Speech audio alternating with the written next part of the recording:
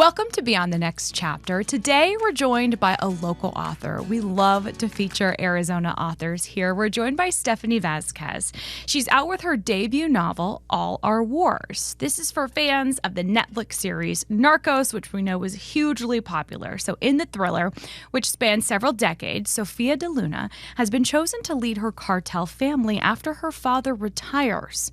This comes 12 years after her mother is murdered, and Sofia is left with some really tough decisions about the future of her family's business and making peace in Mexico.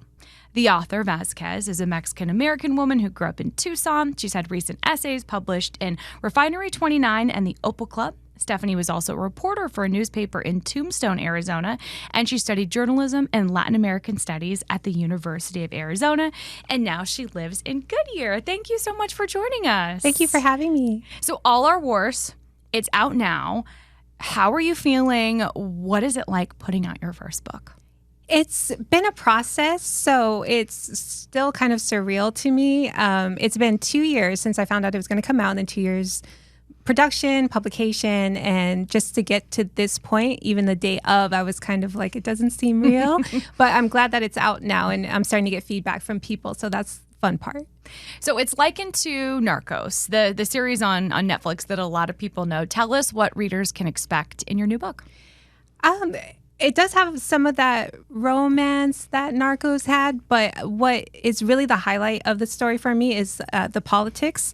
And I think that Narcos did a very good job of highlighting the politics, and I really wanted that to shine in this story, the politics being the war on drugs and border politics and just America's role throughout history in Latin American history. And let's talk about that. What kind of research went into this book? So this book was 5-6 years in the making. Since I am a journalist by education, I did take a long time to really research the war on drugs, border policy, and I do also have a minor in Latin American studies. So I used some of my education to really take all that knowledge and that research and turn it into a fictional portrayal of how these things have affected both countries, United States and Mexico. And there's a love story in this. There's at least one love story. Why is it important for you to include some sort of love story or romance in a pretty heavy novel? Because we, as women, right, we're multifaceted. So I didn't want it to just be like a romance. Not that there's anything wrong with romance books at all.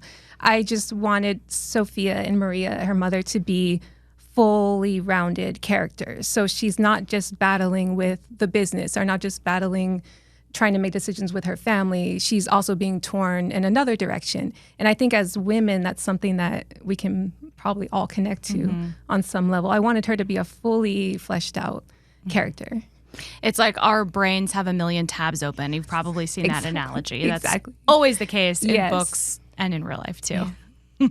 Family is a major theme in this too. Family and loyalty.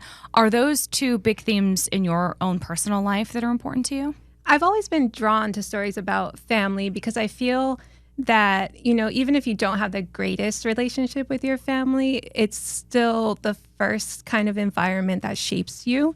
And having that sense of, I think many of us can relate to having that sense of duty to our family or wanting to make our family proud or feeling connected or worried about family members. So it's something that for me, I know it's important. I want to make good decisions for my family. And loyalty is definitely right up there with me too. I'm a Taurus, so.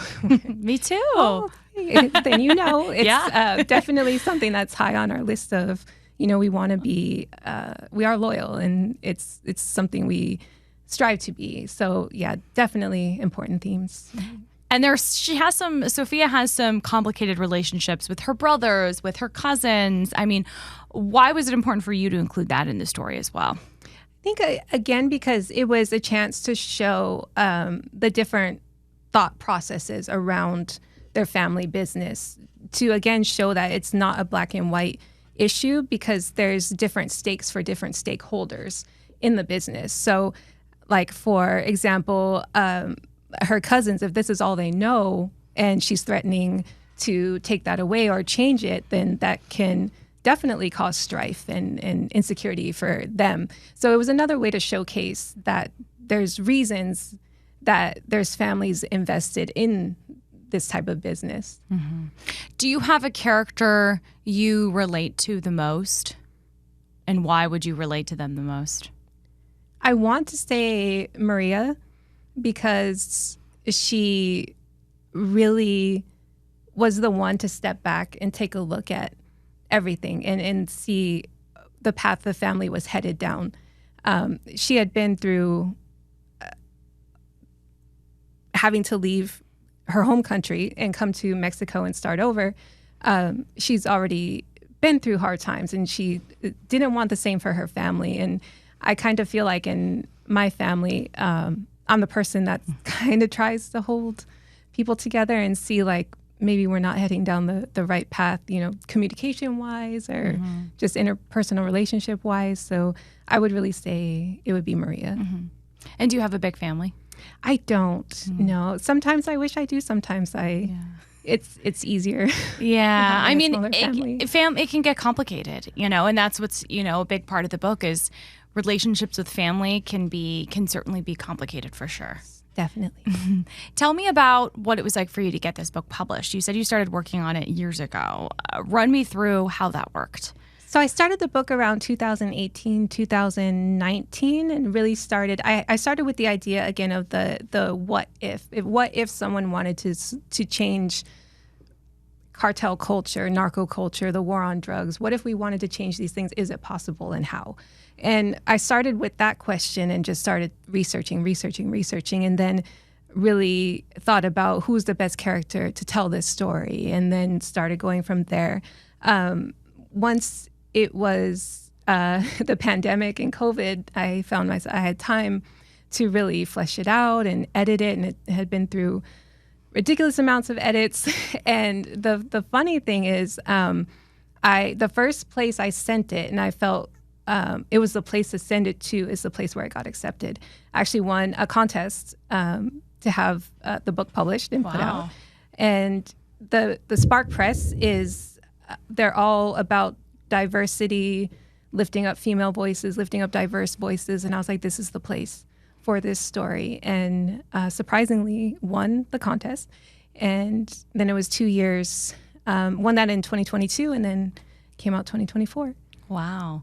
That's crazy. I mean, was it easier or harder to get published? Like looking back on it now, do you think it was easier or harder than what you had expected? Way easier, because I've submitted short stories before. I've had short stories published before, and I'm used to the no's. As a writer, you get used to the rejections. It's just part of the process. And I was just testing the waters, really, when I sent this story out, just because I loved what Spark Press was doing so much that I was like, I have to send it here. We'll see what happens.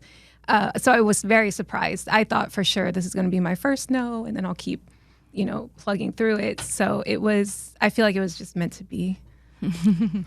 What was it like for you? You were, a journalist by trade, you went to school for journalism, you wrote for a newspaper and wrote in other essays. What was it like going from a journalist writing short stories for the newspaper to writing a longer piece of fiction like this? It's funny. I tell everybody now when they ask me what's next, I say no more novels. Really? It was a monster compared to writing articles and short stories. They're very tight, very focused. With the novel, the first thing I had to do was organize myself, really, so I'm not losing threads and I'm keeping everything straight. So writing the novel really did teach me how to organize myself. It's a different monster completely, writing a novel, so maybe we'll see. I won't say never, but I'm looking to, in the future, writing more short stories. Yeah. This takes place partially in Argentina, also in Mexico. Did you have to do any traveling for this? Have you been to those places before? I wish I could go to Argentina. I wish. It's on my bucket list. Mexico City is my dream vacation. I have been to Mexico, but just a ton of research until I can. visit. Hey, that's the way to get a vacation. Learn about it, dream about it, and then make it happen. Manifest it. Yes. So you said no more novels. I mean, what would you want to do? Like, have you even started to think about what's next, or is all the focus on this book right now? I'm actually in the middle of a dark fiction writing class. So I'm working on my next dream project. What I'm working towards is an anthology of desert-based horror stories, because we have so much folklore in Arizona that there's, I think, there's not a lot out there. It's my favorite genre, so I've kind of read everything. So I'm really looking to put out my own anthology of short desert-based stories. And what books do you normally like to read? What kinds of books? I love crime thrillers. I love horrors. I'm reading a lot of horror right now. Like, I would say my favorite book at the moment is Our Share of the Night by Mariana Enriquez. I also love This Thing Between Us by Gus Moreno. Anything Gambino Iglesias does as well. There's just so much in this horror writing class. We're being exposed to so many new writers too, that it's like an untapped well of writers. I bet. Do you read on a Kindle? Do you read physical books? Do you have a preference? I'm trying to get into Kindle just because moving all these books is a pain, but I love holding the book. But I did just read Come Closer by Sarah Gran on Kindle because I wanted to read it that night, and I read it the whole thing in one night. So I do like the immediacy of the Kindle, but I prefer books. Is there anything else you want people to know about All Our Wars, if they're going to pick it up, if they're thinking about picking it up? Yes, if you are interested and you do pick it up and you do read it, I would highly suggest reading more, if you are interested, about the border and immigration issues. There's some wonderful writers out there. I cannot recommend Francisco Cantu's book, The Line Becomes a River, enough. He was a Border Patrol agent, so you're able to kind of see from the other side what he saw. I think that's a wonderful place to start if you are interested in learning more about the border and from people on the ground. And so talk to me also a little bit more about what it was like writing. This is told from multiple perspectives. You hear from Sofia's point of view, and then also her mother's point of view and her other cousins. Was it tough for you to switch voices like that? How did you do that? It wasn't. I would say Maria's character really kind of just came to me. She almost wrote her story herself. And then Sofia was always there. She was my first character. It was a little harder, I'd say, just with the men, just because, naturally, as a man, what would a man think? Yeah. But I think that's what makes their characters a little more, I don't want to say relatable, but being a female writing a male character, they have that, the same, they care about their family. So I found the similarities, they obviously care about their family. They have the same loyalty thoughts, and they were raised the same way. So it was easy to find the similarities and then kind of go from there. I will say I did love writing Diego a lot. That was probably my favorite character to write. Yeah. Why was he your favorite? Because he had a little more freedom than Sofia, and he kind of being male in that world and in his position, he had more freedom to kind of follow things he wanted to follow, feel the way he felt, but also it was a challenge to then show his challenges. So it was just a fun character to write. I know I talked about Narcos and likened, the book to Narcos. Are there any other, TV series or movies that sort of inspired you or that you also like that are similar to your book? Sure. I did watch Griselda on Netflix as well. There's an actor called, his name is Alberto Guerra, and I watch everything that he's in. He was in a show called Ingovernable that's also on Netflix, and that really touched on politics. It has Kate Del Castillo in it too, so it's great. It's amazing. Any of her work, Queen of the South, definitely. Breaking Bad. Yeah. Breaking Bad. Did you watch Breaking Bad when it was on, like when it originally aired, or did you watch like years later once it was on like I watched streaming? it years later. It's funny. I always tell this story that it took me 4 tries to get into Breaking Bad.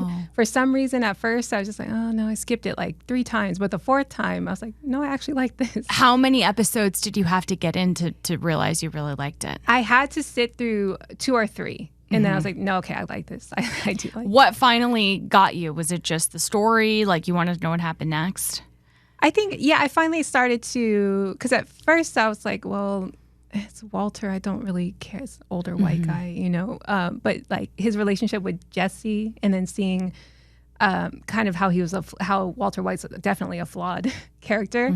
Flawed characters and unreliable narrators always interest me. So yeah, that's what got me. Yeah. And that's really interesting because, I mean, nobody's perfect. I mean, even if it's I don't think there is a character that's unflawed, but your book features a lot of flawed characters. And so why was that so important for you to present that as well?